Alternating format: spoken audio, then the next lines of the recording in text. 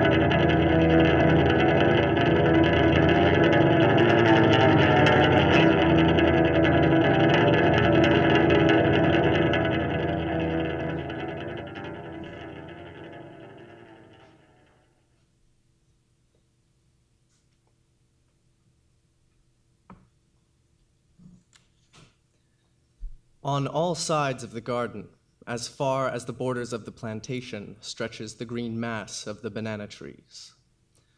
Just opposite the house, a clump of trees marks the highest point the cultivation reaches in this sector. The patch that ends here is a rectangle. The ground is invisible, or virtually so, between the fronds. Still, the impeccable alignment of the boles shows that they have been planted only recently and that no stems have as yet been cut. Starting from this clump of trees, the patch that runs downhill with a slight divergence toward the left from the greatest angle of slope is visible. There are 32 banana trees in the row, down to the lower edge of the patch. Prolonging this patch toward the bottom, with the same arrangement of rows, another patch occupies the space included between the first patch and the little stream that flows through the valley bottom. This second patch is 23 trees deep, and only its more advanced vegetation distinguishes it from the preceding patch, the greater height of the trunks, the tangle of fronds, and the number of well-formed stems. Besides, some stems have already been cut. But the empty place where the bole has been cut is then as easily discernible as the tree itself would be, with its tuft of wide, pale green leaves, out of which comes the thick, curving stem bearing the fruit. This passage comes a few pages into Alain Robbe-Grier's La Jalousie. It's part of a 4-page description of the banana trees that surround the plantation house where the novel's set. It's 4 pages, but even still, it's not entirely exhaustive, since the banana trees will be described more later on. By this point in the novel, We know there's a woman living in this house whose name is A. She may be having an affair with a neighboring plantation overseer, a married man whose name is Frank. There have been some peculiarities, but the romance is taking shape, and the story is advancing with subtlety, as a good novel should. We know the novel's title, La Jalousie, and we've most likely attributed that jealousy to the narrator who, as we know from the back of the book, isn't like other first-person narrators, doesn't have a character himself, is more like an undefined perceiving agent, but is supposed to be A's husband spying on A. If the novel is unconventional in its narration, then the editors have primed us, have given us a little pep talk, and now we can read it as if it were any other book. Until now, what are we supposed to do with 4 pages of banana trees? Furthermore, instead of being rectangular, like the one above it, this patch is trapezoidal, for the stream bank that constitutes its lower edge is not perpendicular to its 2 sides, running up the slope, which are parallel to each other. The row on the right side has no more than 13 banana trees instead of 23. So what's immediately apparent in the text is the contrast between that subtle romance and the overbearing presence of these trees. And yet, if we stop ourselves here, we realize that the imaginative experience of reading is actually the inverse of what's there on the page. So it's the romance that sticks with us. It's already filling our minds with possible trajectories and tragic endings and the hope of an original variation on the theme. Original, but not too original, since it has to be immediately recognizable and appreciable. And the banana trees, on the other hand, have slipped out of our minds. Why? Because we're not reading. We're letting every other cliched story we've heard and read fill in the gaps in this one before we've even realized that there are gaps. So let's pay attention to this one. It's descriptions like those of the banana trees that form in this novel what Susan Sontag calls the sensuous surface of art, that luminousness of things being what they are. As Robespierre's contemporary Roland Barthes would comment, writing like his is a profound renewal of the art of description.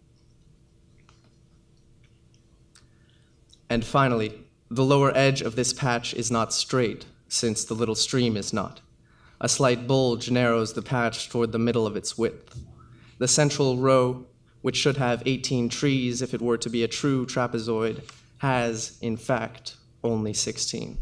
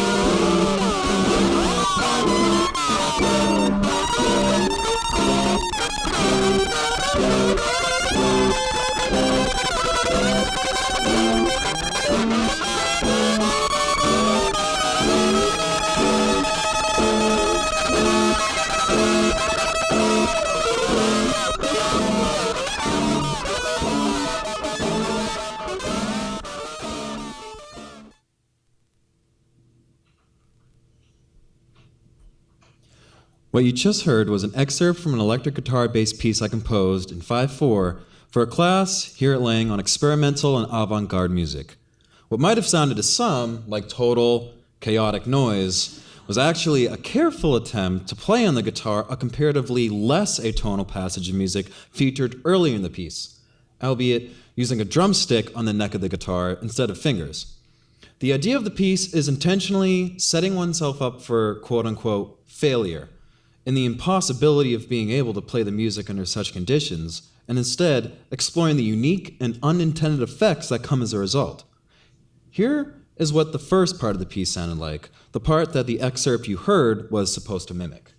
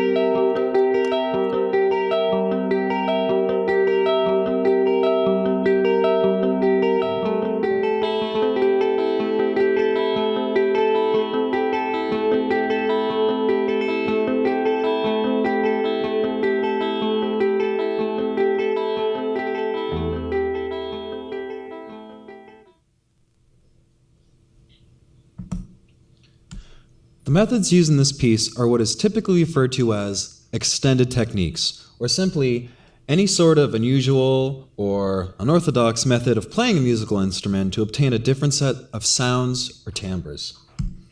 Composer John Cage famously composed in what he called a prepared piano, a piano with screws, nails, forks, clothespins, and a variety of other different household items fixed between the strings, stripping the piano of its warm, familiar resonance, but giving it a more muted, percussive sound that was better suited for what Cage was looking to do musically.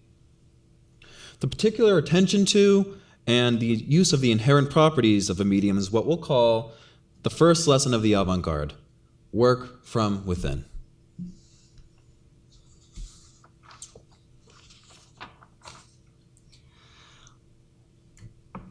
On the back cover of La Jalousie, as I mentioned, we learn that the narration is innovative.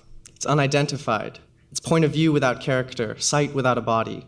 But we're told to attribute it to A's husband, once again a character who is never mentioned in the text. This is the inverse of the banana tree's presence, the husband's absence. But to Robbe-Grier's credit, it required no inversion of the writing style. The novel changes neither in tone nor technique. It's still all a matter of description. It was A who arranged the chairs this evening when she had them brought out on the veranda. The ones she invited Frank to sit in and her own are side by side against the wall of the house, backs against this wall, of course, beneath the office window. The literary icon André Gide once criticized other novelists for spending too long on description. He was basically saying, enough of the description, give us more plot, more character. No one cares if the paper is old and frayed and yellowing at the edges. Just let us read the suicide note. Enough with descriptions of a character's face. Show us the psychological torment behind those eyes.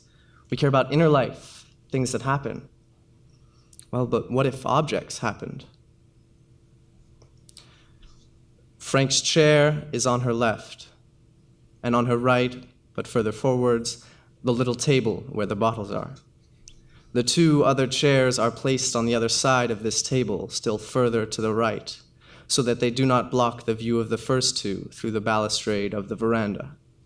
For the same reason, these last two chairs are not turned to face the rest of the group. They have been set at an angle, obliquely orientated toward the open-work balustrade and the hillside opposite.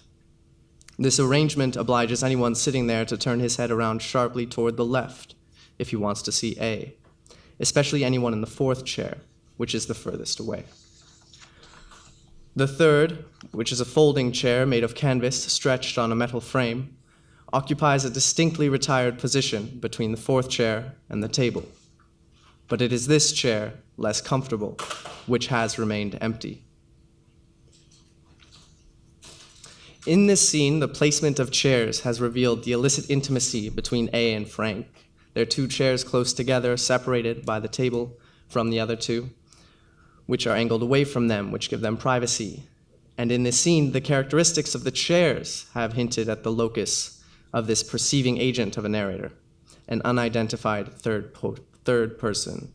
Quote, anyone sitting there must turn his head around sharply toward the left if he wants to see A, especially anyone in the fourth chair, which is the furthest away. The third has remained empty.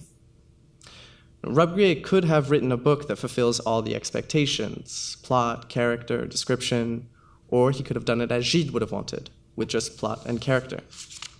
Instead of that, Robbe-Grillet worked with what he considered the essential, with what everything else only stemmed from, description.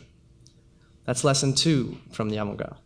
After paying attention to the constitutive elements of your medium, strip it of the inessential. Do by doing without.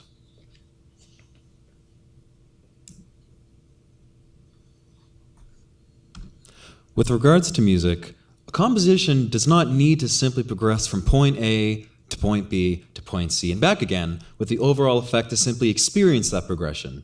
Instead, a composition can be like a painting or a novel, a method of exhibiting a specific, singular idea. This next piece I composed is what's known as a process piece, a musical composition where some sort of developing process is made audible to the listener.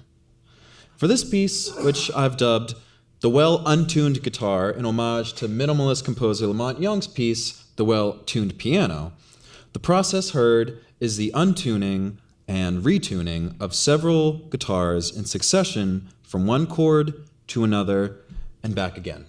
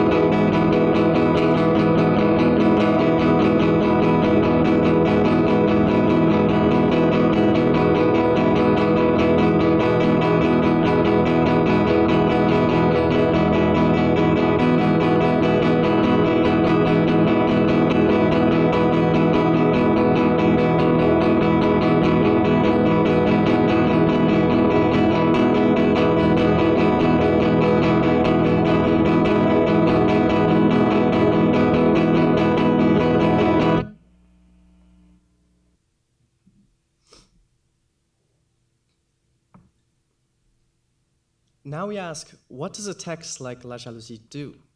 If it stops us from reading on autopilot, just like a musical composition can stop us from listening on autopilot, if it opens our eyes, what does it open our eyes to? Not simply the text, not simply the banana trees or the canvas chairs, as Robbe-Grillet would argue. For him, this new way of describing objects accounted for a new conception of everyday life. To put this in perspective, Robbe-Grillet, born in 1922, was writing in 1950s France. La Jalousie appeared in 1957. It was his third published novel. The post-war years there marked a time of economic boom and a rise of consumerism. The middle class was expanding, and a large swath of the population found itself in increased possession of buying power. And to supply this population so ready to demand, American goods were entering the French market by way of the Marshall Plan. The New York madmen were extending their audience to France. Everyday life was redefined. New washing machines, dishwashers, vacuum cleaners, automobiles, everywhere there were fantastic arrays of new commodities. The way Robbe-Grillet was accounting for this new dominion of the object, we read in his critical essays, was through formalism, and by turning the focus of the novel away from character and toward the object. In his essays, Robbe-Grillet criticized his detractors for expecting something in his writing akin to Balzac's, something that was easily categorized as novelistic with complex characters and complex plots. But since his world was nothing like Balzac's, he wrote, his novels, as an expression of his society, should have no reason to be similar either. And the contrast between their novels is certainly striking. At the beginning of Balzac's Père Goriot, we find a long description of Madame Vauquier's pension, or lodging house. 2 pages of description of the house and its surroundings, seemingly not unlike Robbe-Grillet's approach. But when the description moves from Madame Vauquier's pension to the character herself, we get the following. Madame Vauquier is at once the embodiment and interpretation of her lodging house, as surely as her lodging house implies the existence of its mistress. You can no more imagine the one without the other than you can think of a jail without a jailer. The objects in Balzac's world depend on humans to give them meaning. You can't imagine a jail without a jailer. But that's just what Robbe-Grillet wanted us to attempt. That's an image that implies both the freedom of people and the independent reign of the object. Robbe-Grillet wanted to separate his objects from a coding of metaphorical language that made them mere receptacles of human meaning. If they were coded in this language, if they were only stand-ins for human values, they weren't truly themselves. Any depiction in this manner would miss the object and land among the human.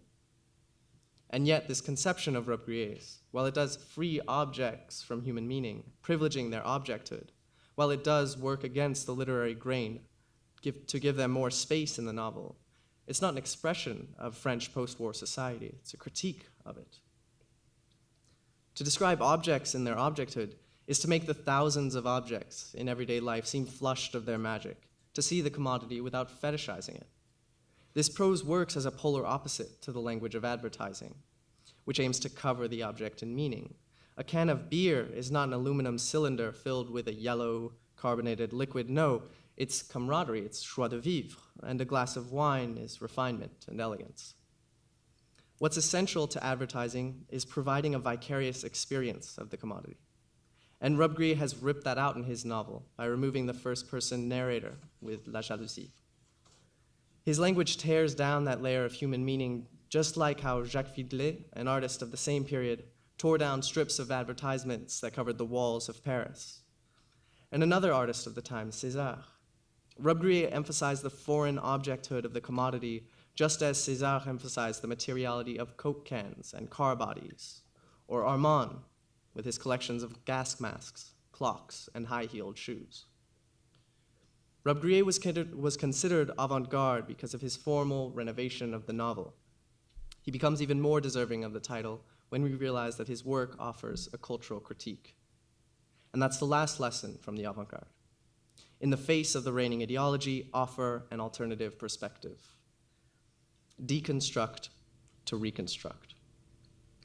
If you're the vanguard, you're out in front of the army not because you're looking for the enemy. The enemy is behind you. You're looking for a way out. and the others can follow when they're ready. Thank you.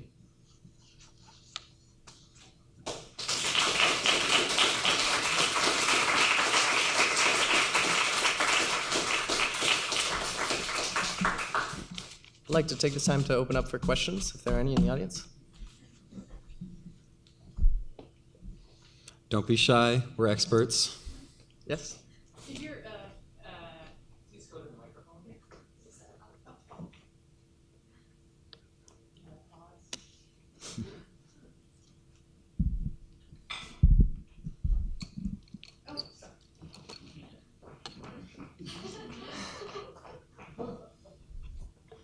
Thanks for that. Really interesting. I'm wondering if you had an opinion about the role of metaphor in telling a story before you went into this, before you created this piece, and if that changed. I definitely had an idea of the place of metaphor. Just being an undergrad, really excited about everything, reading authors like Proust, whose metaphors will go on for a really, really long time, and thinking about a novelist like Flaubert, who really wanted to be a scientist just so he would have better metaphors. And then Robbe-Grillet takes those out of his novel because he sees that linking metaphors, linking two things together, actually leads through, after a couple twists and turns, to determinism, determinist philosophy. And so that's kind of just like something I never would have thought about, how this could be the form of the novel, could show itself as revealing an unconscious philosophy. So now I think if I have a new perception of metaphor, it's definitely like to be very careful with everything you use and to analyze what's going on beneath the surface.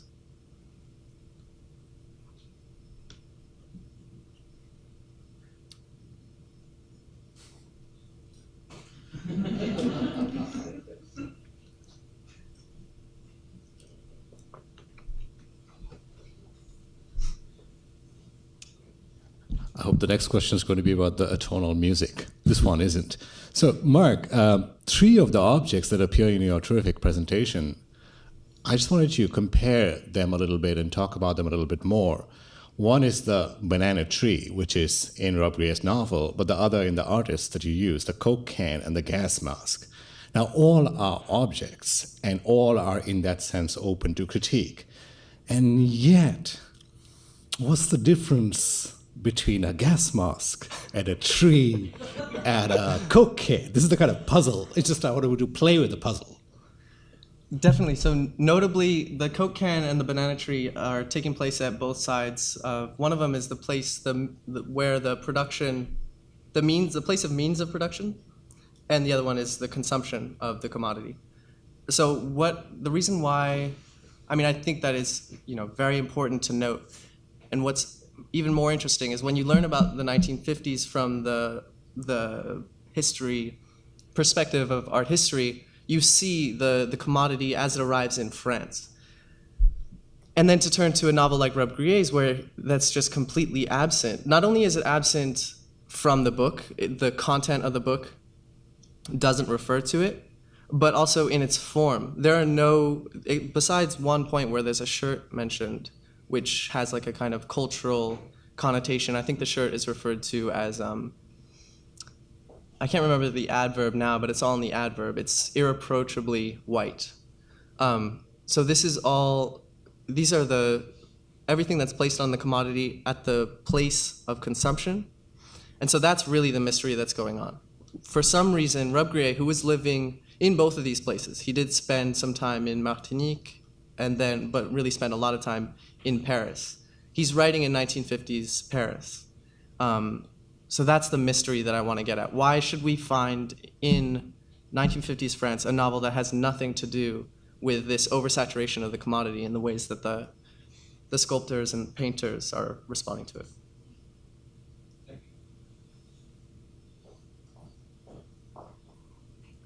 So my question is about the music. So I hear how you think about avant-garde literature. It's 3 lessons, and then how that helps us think about what the author is doing with regard to society, consumerism, objects. And I know how avant-garde dance can also provoke me and others to think about society. We'll just use that general term. But when we come to music, I was curious if you could speak to whether or not the avant-garde in music is always simply and fully working formally, or is it also doing sort of cultural critique? Well, avant-garde music definitely has a long and kind of like intertwined history with avant-garde dance. As like a cultural critique, I definitely feel like avant-garde music really, it is sort of like, well, I don't know if it so much explicitly addresses kind of like the predominant culture at large as like another medium like a novel could. But I think the simple kind of like offering of kind of like different ideology, a different kind of like musical practice, in of itself could be like a critique. The way that like using an instrument the way that you're not supposed to, or just like simply making something that doesn't sound necessarily like pleasing. I mean, like you hear all the time, like, you know, top 40 radio, it's very like bland, it's very like, you know, it's like sugary. And I would say that like maybe like something like experimental practice, kind of like avant-garde music, maybe like, I don't know, a little more bitter, if that makes sense.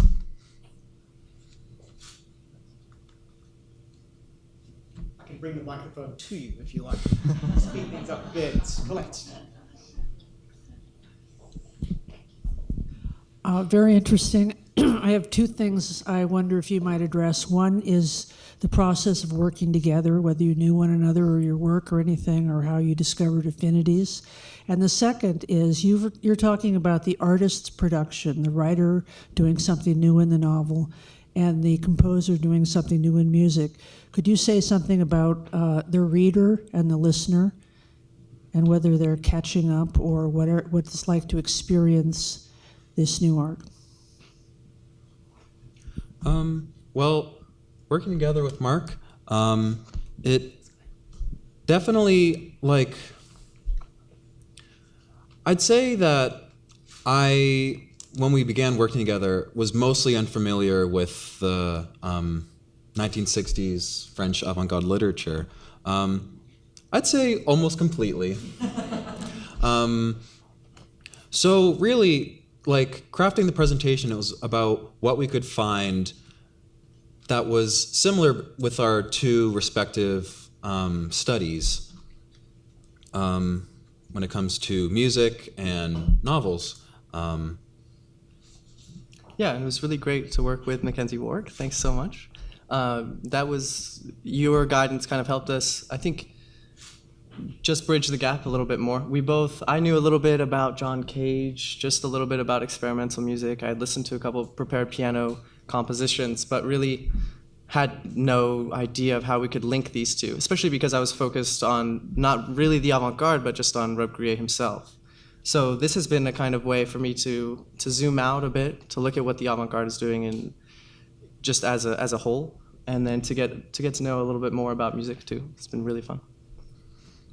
To answer the second half of your question about the listener and the reader, I think a central component of kind of like studying and really looking at like avant-garde like creative practices is how it's going to be received by the person that it's essentially being like made for, I guess. It really is a like kind of grounding the fact that this is like not like the typical like way that you'll encounter like a creative work.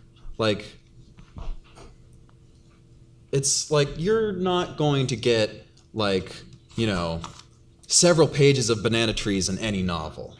And you're not going to get, like, these long, like, passages of, like, just atonal, like, guitar noises where it's not really playing any notes at all in, like, any song. So I think that kind of, like, experimental aspect of it is inherently kind of brought to the foreground in these kinds of works.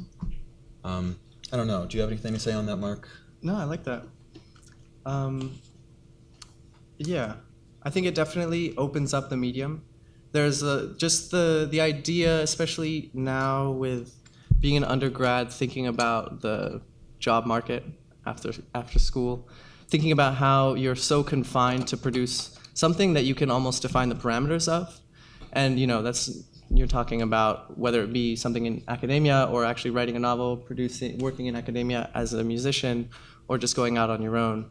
And there is a fear of being too confined to create anything interesting, almost. And of course, that's a generality because you're not actually doing it, but there is that fear. It's kind of undefined. And then so to find the avant-garde, to find just really weird things that you're talking about, especially with Rob Grillet, he does things as if he were a photographer.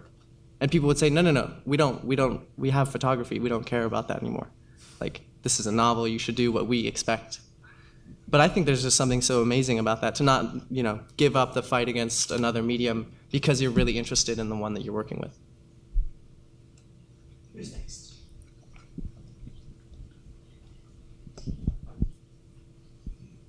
Hi. So I've been working with Mark on the thesis from which this is an excerpt, but also a real different version. So it was fabulous. I've been arguing the whole time that Rob Grillet's novel is actually very similar to advertising rather than being against advertising. So and I've also made Mark read a lot of 19th century fiction and Balzac, because I also think that Rob Grillet's novel has a lot in common with Balzac.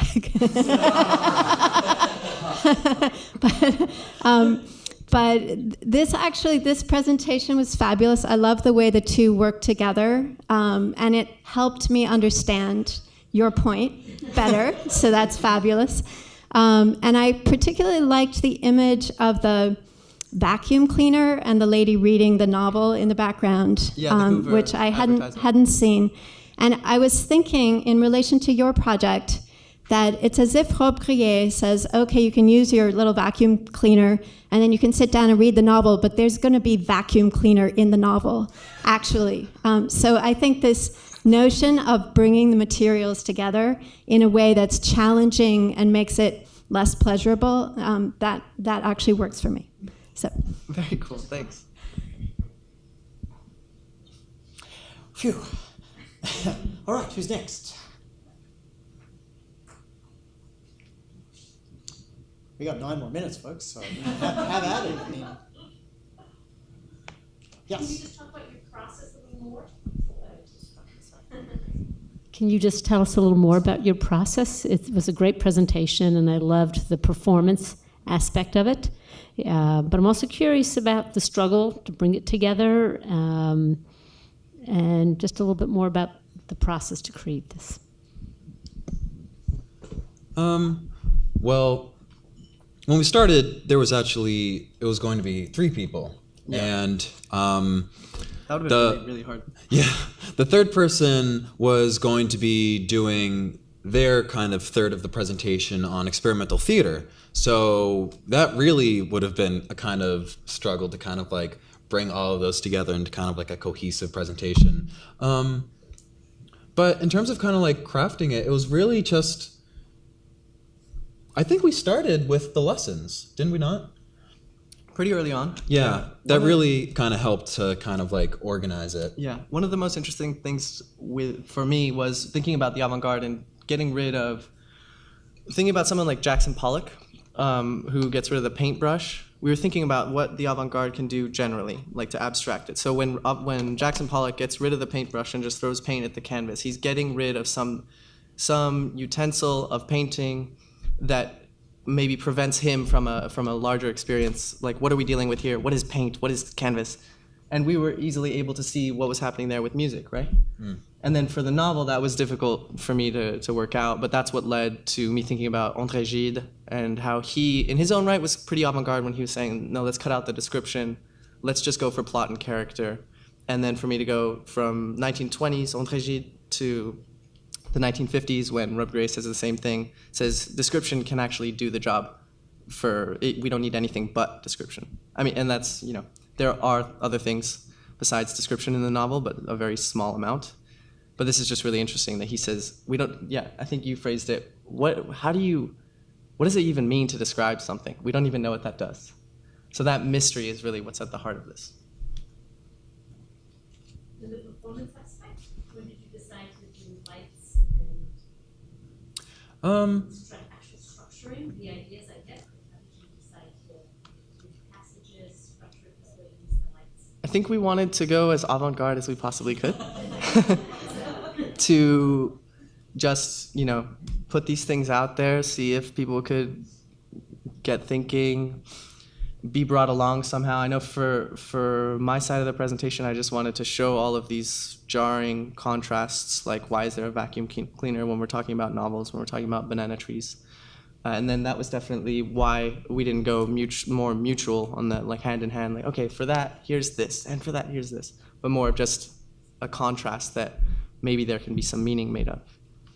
And like, in the passages from, like, you know, La Jalousie, like, there's so many, like, striking images, like the banana trees, the, like, vacuum cleaner that you just mentioned, like, and then there's also my half, which is the guitar, like, strange bursts of weird noises. It just felt like if we just did a simple kind of panel presentation, you know, maybe like something like this, it wouldn't quite be doing the material justice. I think you followed your 3 rules. If you did without someone.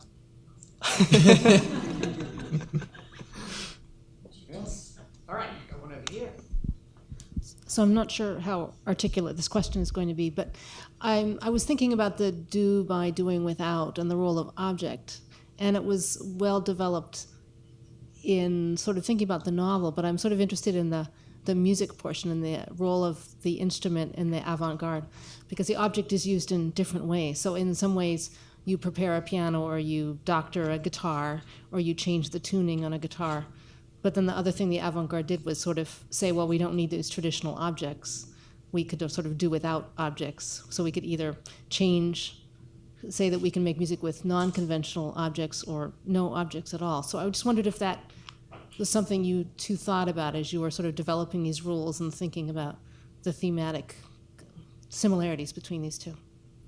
Yeah, definitely. I mean, like I said, we really tried to kind of like develop the 3 rules in kind of like conjunction with one another. So with regards to the music, kind of like stripping it down to like its essence is really kind of exploring the materiality of the instrument itself. Kind of like using like the just like many different like ways with regards to the electric guitar, like just infinite amount, or what seems like an infinite amount of like different sounds and textures it can produce, and just using only that as a kind of like musical language. And then the other great thing to mention in that category would be, like, big namer like Jackson Pollock would be John Cage with his 4 minutes and 33 seconds. Can't go anywhere in the new school without encountering John Cage.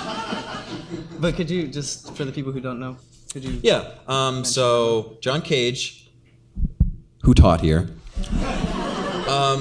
his most famous work arguably is a piece called 4 minutes and 33 seconds, which is 4 minutes and 33 seconds of so-called silence, but what it really is the piece is the ambience that is going on while it's being performed. By an orchestra, right? Yes. Or you could do it, you know, in several different ensembles or as a solo piece. But I think that is really the kind of like epitome of stripping something down to its essence with regards to music. So, I mean, obviously I couldn't do that.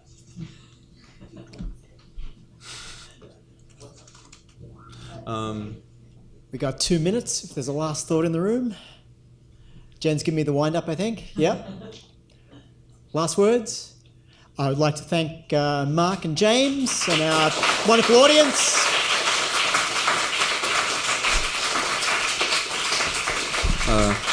Thank you all for coming. Thanks so much. Yeah. Thank you, Ken. Thank you, Mark. Thanks, James. And thank you, Jen.